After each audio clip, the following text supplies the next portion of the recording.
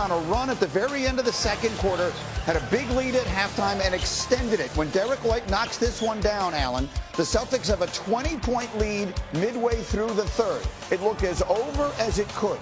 The next 10 shots that the Celtics attempted were all threes. They missed them all, and the Knicks got right back in the game. Left the door open by settling for threes, and we've learned about this Knicks team. If you leave the door open, they're going right through it. And you're just going to see a never-ending succession of missed threes. The Celtics 15 of 60 from three-point range. That's OG Anunoby. He had 29. It's a 9-point game after 3. 6 minutes to play in regulation. Knicks down by 3, and Jalen Brunson happened. Yeah, well, that's usually what happens late in the game. You want to keep it close and let the clutch player of the year take over from there. He knocked down 2 huge threes late. Tied at 91. Jalen Brown was 1 of 10 from 3 in this game. He can't get that one to go. And on the other end, Brunson, step back. He scored 29. The Knicks take the lead by 3. Next, the Knicks possession. It's Brunson again. Yes, the burner. That's when he starts feeling it. Blows kisses to the crowd. There were some Knicks fans in Boston, too, Greeny. Knicks are up by 6. A minute to go now. Celtics down a deuce. That's Drew Holiday. Ties the game at 100. Sets it up for this moment. 5 seconds left on the clock. Tied at 100. Knicks on the road with a chance to steal game 1. And they get a pretty good shot at it. What a great play, a great pass and cut by Brunson. He always hits these. Look at his face. All right, sometimes you just got to laugh it off. Take another look. It's there to be had over the extended fingers of Horford. Instead, we're going to overtime. 3.5 minutes in the extra session. We're still tied at 100.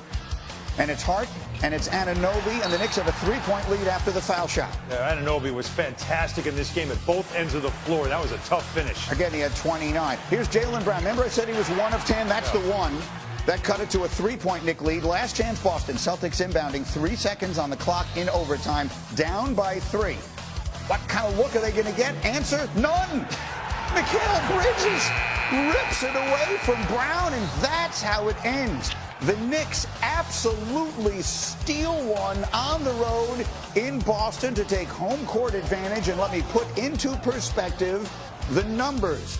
The Celtics shot an NBA record, postseason record, 60 threes. They missed 45 of them, also a postseason record. Every Celtic player that took a 3 missed multiple threes.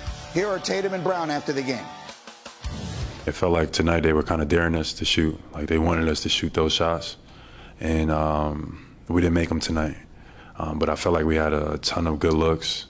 You know, some maybe we forced up and we settled for sure. And we'll look at those and be better at those. But, you know, that's an abnormal game for us in terms of shooting the basketball. Obviously, in hindsight, you know, if we could go back, we probably would drop the ball a little bit more because we missed a lot of shots tonight.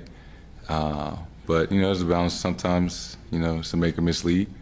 And then there's sometimes where, you know, you can get a better shot. Okay, put your feet up. We got a lot to say and plenty of time to say it. Winman, you were in the building. We'll start with you. What's the number one takeaway from a night where the Celtics took 60 threes and those turned into 45 points? Well, I've been to Celtics games in the past, Greeny, even playoff games where they've had bad shooting nights and they've kind of been a little defiant. They've said, this is our process, this is how we've won, and a lot of times they have a point. It may not have sounded like this, but this was them being a little conciliatory, admitting, man, maybe we shouldn't have taken this many. And look, of these 63s, 45 of them by ESPN tracking were deemed as uncontested. So when they say that they were open, they aren't wrong. The problem is twofold here. One, when they were missing them and the Knicks were making the comeback, the Celtics didn't do anything to stop the bleeding. And secondly, repeatedly, Greeny, the Celtics would run good offense and get an advantageous matchup, whether it was Jason Tatum or Jalen Brown on a smaller or slower defender. And time after time after time, they would bail the Knicks out by taking a contested shot. But let me just say one thing before we move off the Celtics. The Knicks spent a ton of assets and money to get OG Anunoby and Mikal Bridges. They did that for games exactly like this. And down the stretch of this game, the Knicks wings were better than the Celtics wings. And that is one of the big reasons why the Knicks are up 1-0 in this series. Let me give that stat that Wendy just touched on. Let me let it really sink in here. Can we put up A17, Matt? 45 of the Celtics' three-point attempts were uncontested. 45 were uncontested. They made 13 of those. The 32 uncontested misses are the most in a playoff game since we started tracking that, which was 11 years ago. Jay Will, your biggest takeaway? Greeny, you know I love the details of things. I have to be honest, I've seen a lot of basketball in my life. That second half was probably the dumbest second half I've ever seen that the Celtics have played.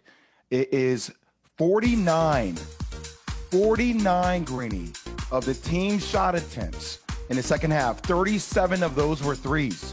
It felt like I was watching an AAU basketball game. I'll give you another one.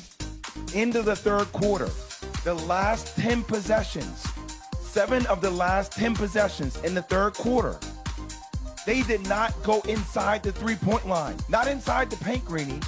They didn't go inside the three-point line. Every shot was taken outside the three-point line. At some point in the game, you have to be able to get and attack the rim when you don't see the shots going. I know this is what the Celtics do, but my mind was blown away at how many times they settled and they took contested 3 after 3. Alan, what'd you see? It was arrogance. It's what they are. I mean, this is what they do. They're never going to go away from it. So you look at the number of 32 missed uncontested threes. They look at that and think that's never happening again, right? That's what they believe. And so, you know, when you look at the numbers, that's the question. Is the shot selection is when they're not going down. Tatum admitted it, and so did Brown, that they settled. I don't think the Knicks wanted them to take threes. In fact, they went into the series saying you have to take away the three from this team because they've murdered the Knicks all season with the three. But half of Jaylen Brown's shots were from three.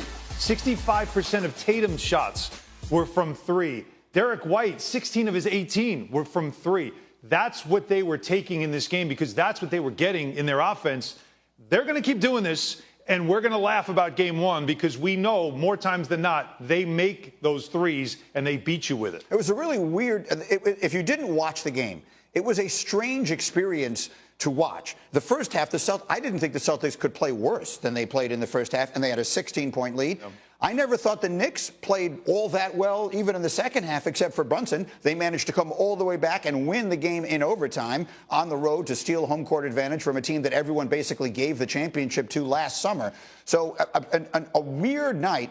Does it set any sort of tone, Wendy? I'm trying to make up my own mind whether this was, well, it's our old, is it bad sign or bad night for the Celtics last night, Winman? Bad night, because I think you just touched on it. I don't want to take anything away from the Knicks because they took it away from the Celtics with their second half play.